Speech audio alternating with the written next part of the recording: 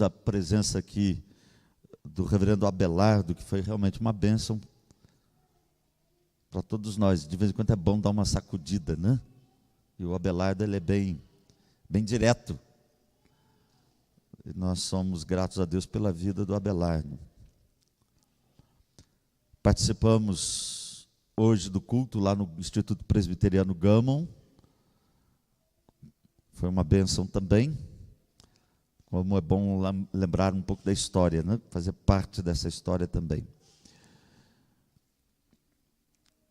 Gálatas 1, nós vamos ler do verso 11 até o final do capítulo 1. Diz assim: faço-vos, porém, saber, irmãos, que o evangelho por mim anunciado não é segundo o homem, porque eu não o recebi, nem o aprendi de homem algum, mas mediante revelação de Jesus Cristo. Porque ouvistes qual foi o meu proceder outrora no judaísmo. Como sobremaneira perseguia eu a igreja de Deus e a devastava. E na minha nação, quanto ao judaísmo, avantajava-me a muitos da minha idade, sendo extremamente zeloso das tradições de meus pais.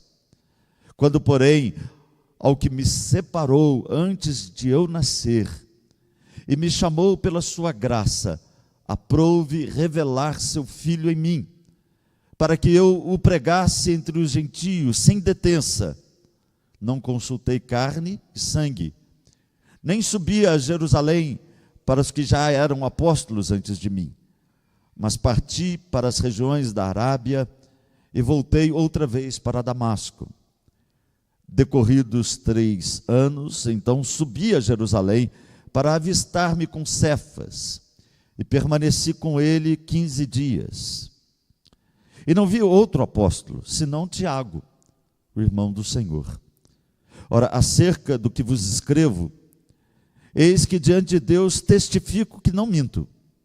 Depois fui para as regiões da Síria e da Cilícia, e não era conhecido de vista das igrejas da Judeia que estavam em Cristo. Ouviram somente dizer: aquele que antes nos perseguia, agora prega a fé que outrora procurava destruir.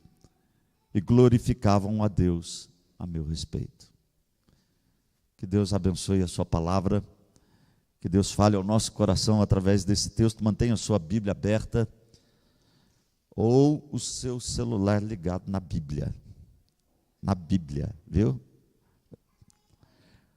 Tenho falado sobre essa carta preciosa e aqui nesse texto Paulo defende o seu evangelho, o evangelho que ele pregava. Isso é válido para os nossos dias, irmãos, porque há algumas posições hoje em dia que dizem que Paulo é quem inventou o cristianismo. Que Paulo ele se contradiz ou ele contradiz Cristo. E que uma coisa seria o evangelho se Paulo não tivesse vivido. Já ouvi isso várias vezes, já li sobre isso várias vezes. E há muitas pessoas que acham que Paulo criou outra igreja, outro evangelho. E o argumento de Paulo aqui vai nos ensinar que não. Ele prega um evangelho que ele recebeu de Cristo, mas que não é diferente do evangelho que ele deu aos apóstolos, que Jesus deu aos apóstolos. Vamos fazer algumas considerações do contexto, depois nós vamos entrar no texto. E eu quero lembrar alguma coisa que eu já falei, já compartilhei com os irmãos, só para rememorarmos e colocarmos fresca a nossa memória e termos um fio da meada para entendermos a passagem. Falei aqui sobre os destinatários da carta, ou seja, para quem Paulo dirigiu especificamente a sua carta, e nós entendemos que foi provavelmente as 4 cidades da Pisídia, no sul da Galácia: Antioquia, Icônio, Listra e Derbe. E isso aconteceu por volta do ano 48 a 49 da era cristã, portanto, provavelmente a primeira epístola de Paulo que ele escreveu. Qual foi o propósito, ou qual é o propósito dessa carta? Qual foi naqueles dias? Nós vamos ver também o propósito dela nos nossos dias. O propósito de Paulo foi, em primeiro lugar, defender o seu apostolado.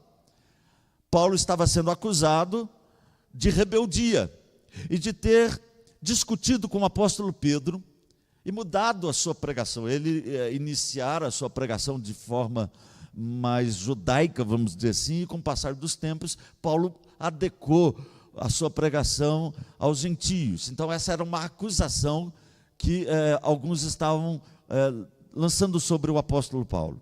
Então um dos objetivos da sua carta é defender a sua posição, contar de como foi o seu embate com o apóstolo Pedro e o seu lado da história. Em segundo lugar, Paulo tinha como propósito, ou teve como propósito, defender o evangelho de Jesus Cristo contra os judaizantes. Paulo então tinha essa preocupação, ele fundou aquelas igrejas, e quando ele saiu ali daquela região, falsos mestres se introduziram no meio da igreja e tentaram misturar o cristianismo com uma espécie de judaísmo, uma religião misturada, que pregava Jesus, mas Jesus não era suficiente, era preciso circuncidar, era preciso cumprir o calendário judaico e era preciso também observar as leis dietéticas. Então Paulo defende o evangelho porque eles pregavam a necessidade, principalmente, da circuncisão dos gentios. John Stott, William Hendriksen e tantos outros, eles comentam a carta de Paulo aos Gálatas e falam da relevância dessa carta nos dias de hoje. E eu peguei 3 afirmações que eles fazem e eu acredito que elas se aplicam bem à nossa época. Por que é importante estudar Gálatas hoje? Primeiro, porque é uma carta que adverte ou traz uma advertência séria contra o legalismo. Segundo, porque ela combate também, ou tem um combate sincero contra a libertinagem. Eu usei aquela expressão do comentarista bíblico que diz que a vida cristã é como andar numa ponte entre 2 rios. O rio poluído da libertinagem, o rio poluído do legalismo. Então Paulo também escreve essa carta para combater essa libertinagem presente no meio da igreja. E, finalmente, essa carta traz para nós um equilíbrio entre firmeza e amor. Como é importante nós termos amor uns pelos outros, mas que esse amor seja firme, não seja mórbido, apático, anêmico, mas que seja firmado em uma boa doutrina bíblica. Muito bem, então isso eu já falei tudo em mensagens anteriores. E o texto de hoje, vamos rapidamente dar uma olhada aqui na introdução, no contexto dele. Paulo está falando aqui nesse texto sobre a origem do evangelho, o evangelho que ele, Paulo, pregava.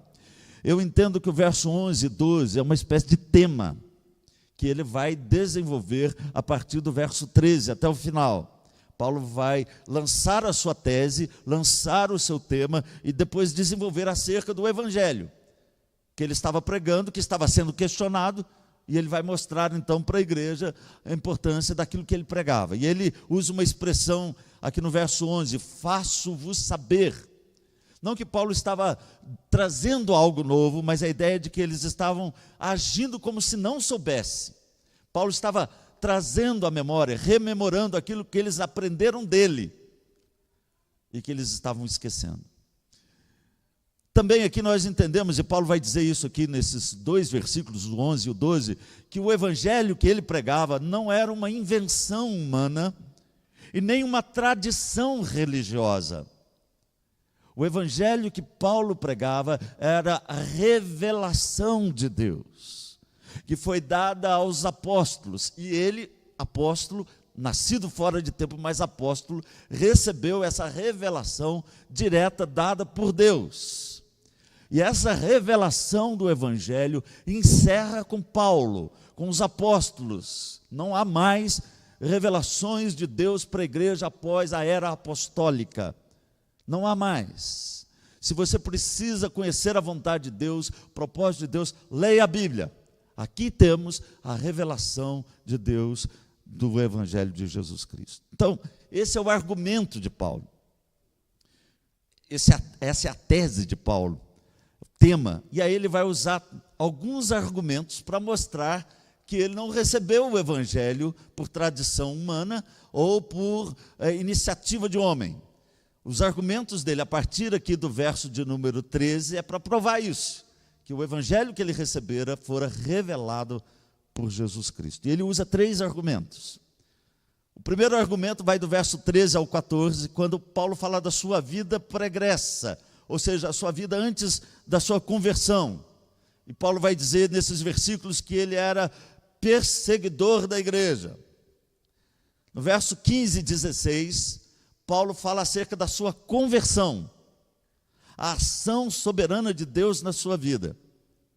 E, finalmente, do verso 16 até o final, Paulo vai contar do que aconteceu depois que ele recebeu o chamado, a revelação do Evangelho, para mostrar aqui que ele tinha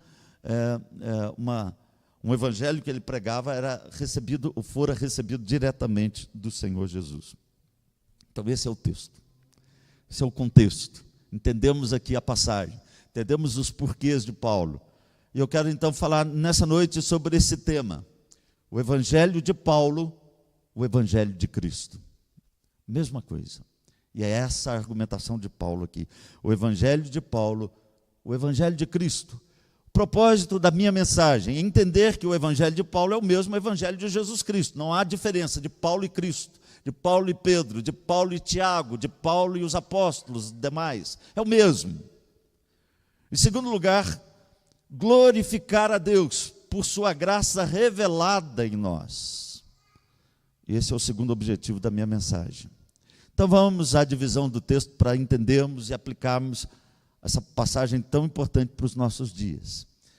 Lembrando que eu destaquei o verso 11 e 12 e coloquei esses 2 versículos no tema, porque essa é a intenção de Paulo. Faço-vos, porém, saber, irmãos, que o evangelho por mim anunciado não é segundo o homem, porque eu não o recebi nem o aprendi de homem algum, mas mediante revelação de Jesus Cristo.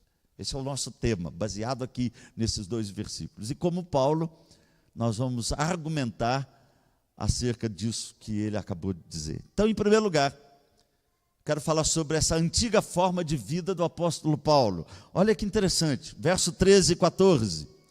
Porque ouvistes qual foi o meu proceder outrora no judaísmo, como sobremaneira perseguia eu a igreja de Deus e a devastava. E na minha nação, quanto ao judaísmo, avantajava-me a muitos da minha idade, sendo extremamente zeloso das tradições de meus pais. Paulo então começa a apresentar a sua defesa de que o evangelho que ele recebera diretamente de Cristo tem por base aquilo que era a vida dele antes. Não, o que Paulo está dizendo, não tem como eu inventar algo assim. Não tem como eu pregar o que eu estou pregando, sendo o que eu fui no passado, tendo sido uma pessoa como eu fui. E aí ele vai destacar algumas coisas. Em primeiro lugar, ele fala que ele foi um perseguidor da igreja. Verso 13. Olha como ele diz, porque ouvistes qual foi o meu proceder, como sobremaneira perseguia eu a igreja. Paulo está falando do seu proceder aqui no verso 13. E ele vai dizer algumas verdades aqui, como ele agia no seu procedimento em relação à igreja. O texto nos diz que ele perseguia a igreja com violência. A palavra usada aqui no grego traz essa ideia, ele perseguia violentamente, de forma até desumana, mas ele fazia isso achando que estava servindo a Deus, no seu judaísmo. E Paulo fala então da sua violência aqui. Depois ele vai dizer que ele perseguia a igreja de Deus. E é interessante essa afirmação de Paulo, porque antes ele achava que ele era servo de Deus, quando ele perseguia a igreja. Quando Jesus se revela a Paulo, Jesus diz: Saulo, Saulo, por que tu me persegues? E Saulo então pergunta: quem? Não estou perseguindo, Senhor, mas perseguindo a igreja, está perseguindo a igreja de Deus. E além disso, ele vai dizer aqui no seu testemunho, no verso 3, que ele procurava devastar a igreja. O objetivo de Paulo era acabar com os cristãos, era arrasar a igreja, exterminar, matar todo mundo. Ele chega a dizer em algumas ocasiões que ele respirava ameaças de morte, ódio pela igreja em nome de Deus. Esse era o proceder de Paulo, perseguidor da igreja, hostil à igreja do Senhor Jesus. Eu me lembro que há muito tempo eu li uma história, aliás, ouvi um testemunho de um pastor, pregador do Evangelho, firme na palavra de Deus. E ele contou então que antes de ser ordenado pastor, ele era policial de uma cidade do interior de Minas. E ele conduziu e defendeu um grupo de pessoas que estava apedrejando a igreja presbiteriana. E chegaram a pôr fogo na igreja. Ele tinha ódio da igreja. E ele achava, e ele era policial, naquela época, até a gente pensar numa coisa dessa, é algo inadmissível, mas naquela época havia um ódio muito grande. E aquele policial, junto com aquela turba, incendiou a igreja. Mas um dia o Senhor Jesus entrou no coração dele. Ele conheceu a luz de Cristo e ele passou a ser um pregador. Quantas histórias nós já ouvimos de casos assim? De pessoas que tinham raiva, ódio, de pessoas que tentaram destruir o Evangelho, mas que a graça de Jesus alcançou e transformou. Em segundo lugar, Pedro, ou melhor, o apóstolo Paulo, ele vai falar aqui que ele era zeloso das tradições. No verso 14 ele diz isso. Na minha nação, quanto ao judaísmo, avantajava-me a muitos da minha idade, sendo extremamente zeloso das tradições de meus pais. Alguns entendem aqui que ele ia além dos mandamentos bíblicos, mas aqueles rituais dos fariseus, aquele zelo exagerado. O que estava por trás da perseguição de Paulo à igreja, ele explica aqui, zelo religioso, mas sem entendimento.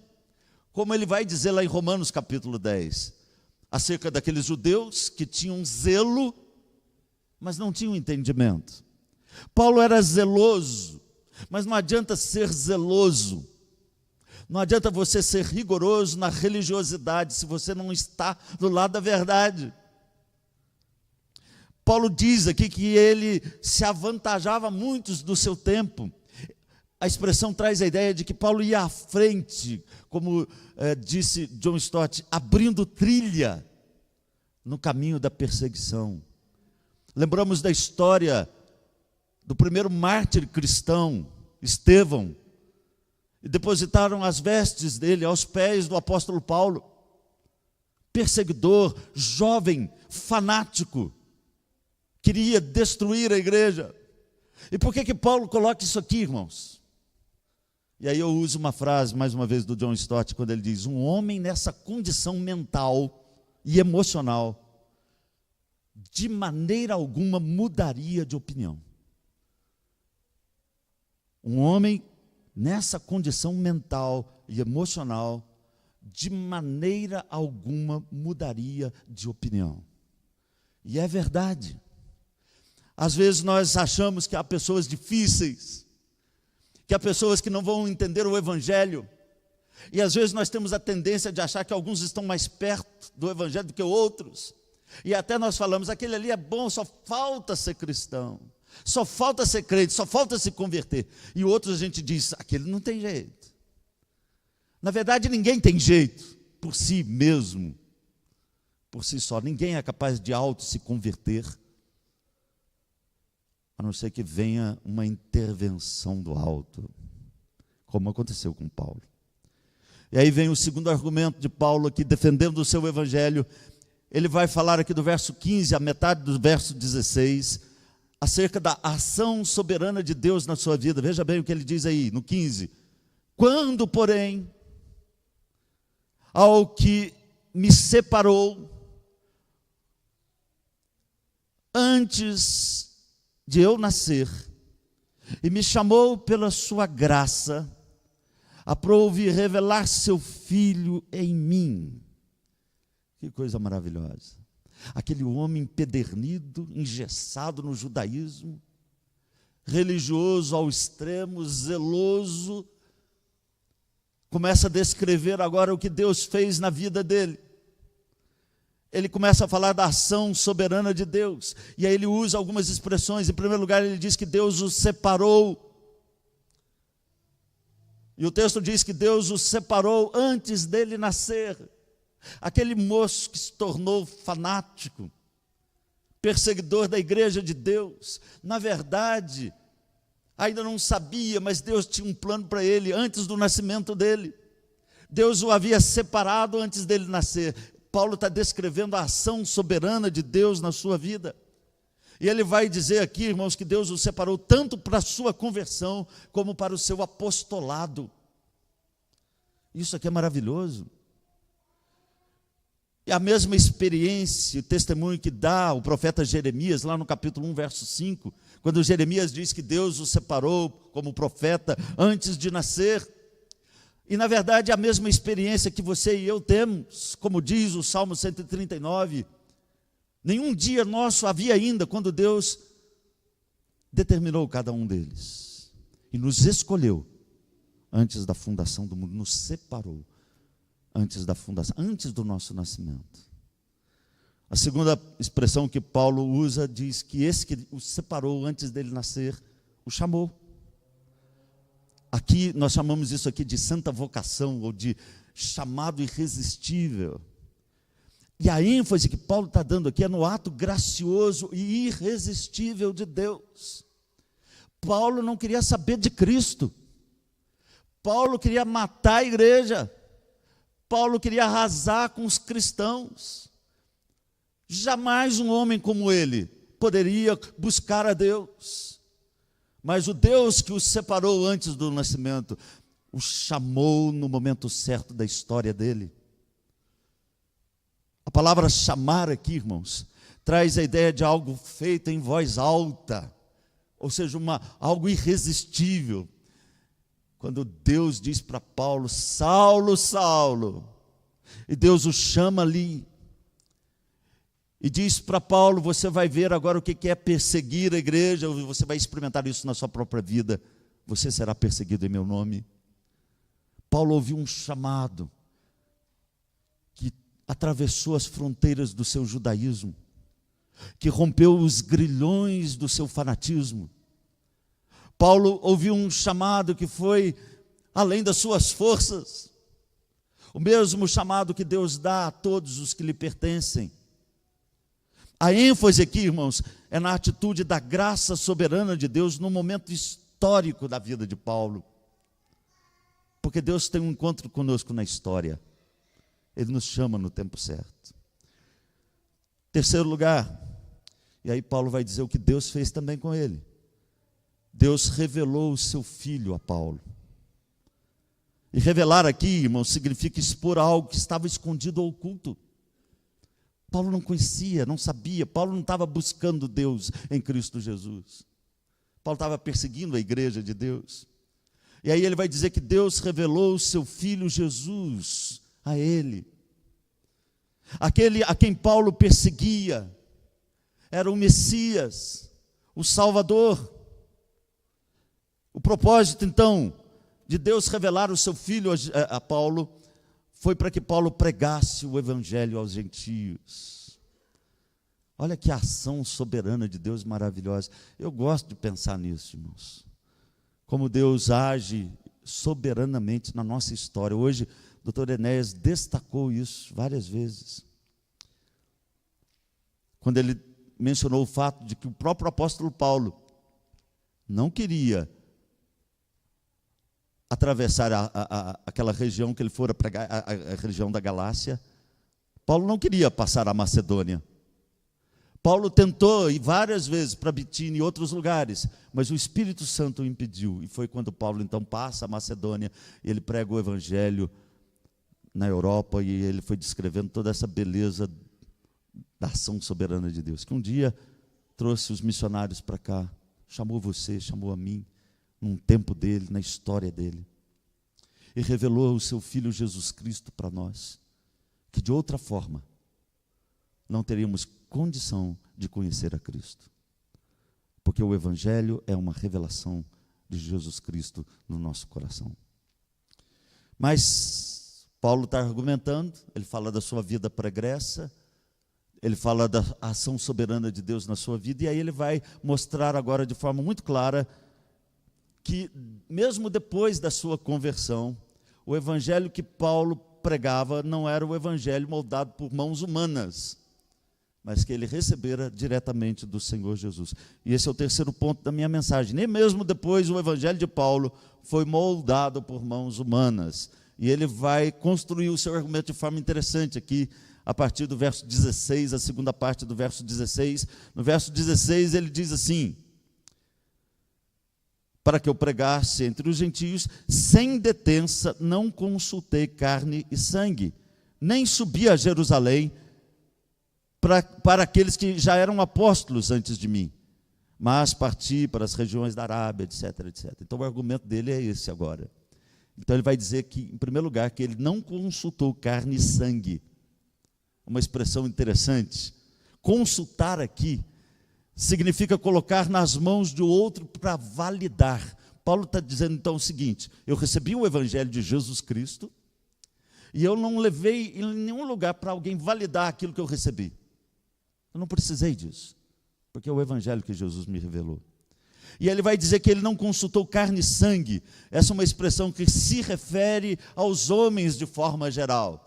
Ou seja, Paulo recebeu diretamente do Senhor Jesus e não consultou ninguém, não recebeu nenhuma validação do colégio apostólico daqueles dias. Não, Paulo recebeu o evangelho diretamente do Senhor Jesus. E não era um evangelho diferente, era o mesmo.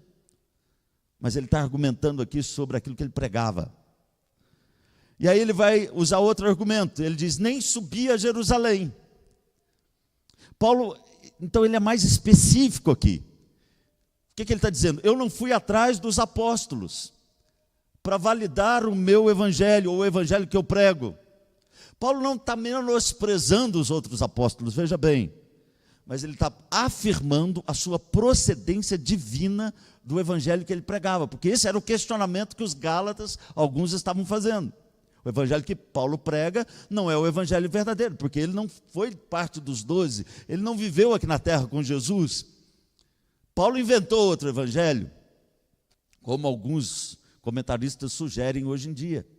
Paulo está dizendo: não, eu não precisei validar e nem consultei ninguém, porque o que eu recebi foi diretamente do Senhor Jesus. Não é diferente dos apóstolos, mas é o evangelho que Jesus me autorizou a pregar. E aí ele vai usar o que o John Stott chama de 3 álibis para provar isso. Eu uso a expressão do John Stott aqui. Álibi número 1. Paulo diz no verso 17, ele foi até a Arábia. Então ele não foi para Jerusalém, ele não foi lá estudar no seminário dos apóstolos. Ele não foi lá aprender de Pedro, de João, de Tiago. Não, ele foi para a Arábia. Ele vai dizer isso no verso 17. Lá na Arábia, ele permaneceu 3 anos, de acordo com Atos 9, 23. Muitos concordam que ali Paulo recebeu de Jesus instruções necessárias para completar toda a sua visão do evangelho. Então esse é o primeiro álibi. Eu não fui para Jerusalém, eu fui para a Arábia. O segundo álibi, ele foi para Jerusalém apenas para uma visita rápida, nesse período todo. Verso 18 até o verso 20. Ele diz aqui que ele foi se avistar. A palavra avistar-se aqui traz a ideia de uma visita para conhecer. Ele não conhecia. Ele foi se apresentar. Ele não foi ser instruído. Ele foi simplesmente fazer uma visita de cortesia. Paulo não foi instruído por Pedro. Isso é interessante. E aí ele vai dizer aqui no texto que ele se encontrou também com Tiago, irmão do Senhor Jesus, e que essa visita durou 15 dias só. Não tinha como ele receber o evangelho nesses 15 dias, numa visita de cortesia, tendo encontrado só com Pedro e com Tiago, irmão do Senhor. Terceiro álibi, ele foi para a Síria e para a Cilícia, verso 21 até o verso 24. O objetivo de Paulo aqui é dizer o que, irmãos? É revelar a sua independência dos apóstolos. Paulo não pregava outro evangelho, presta atenção no que eu estou dizendo. Ele pregava a fé que antes perseguia, o evangelho que ele recebeu de Jesus Cristo. Não era diferente dos apóstolos, mas ele recebeu diretamente, como se tivesse participado diretamente com o Senhor Jesus, provavelmente naqueles 3 anos lá na região que ele vivia, Tarso e região, ele recebeu diretamente do Senhor Jesus. Olha que bonito o texto, finalzinho, verso 23 e 24, Paulo diz: eles ouviram somente dizer, aquele que antes perseguia, agora prega a fé que outrora procurava destruir. E o que ele diz? E glorificavam a Deus a meu respeito. Coisa maravilhosa, né? Os discípulos, os apóstolos entenderam. Eles reconheceram que Paulo era o perseguidor, aquele que tentava destruir a igreja, mas que agora o apóstolo Paulo servia a Deus, era o pregador do evangelho, e eles começaram a glorificar a Deus pelo que Deus fizera na vida do apóstolo Paulo. Como é maravilhoso pensar nisso. Como Deus trabalhou no coração desse homem, que ainda jovem, se encontrou com a graça de Jesus. Eu quero repetir os pontos para depois fazer algumas aplicações desse texto para nós. Nosso tema nessa noite foi o Evangelho de Paulo, o Evangelho de Cristo.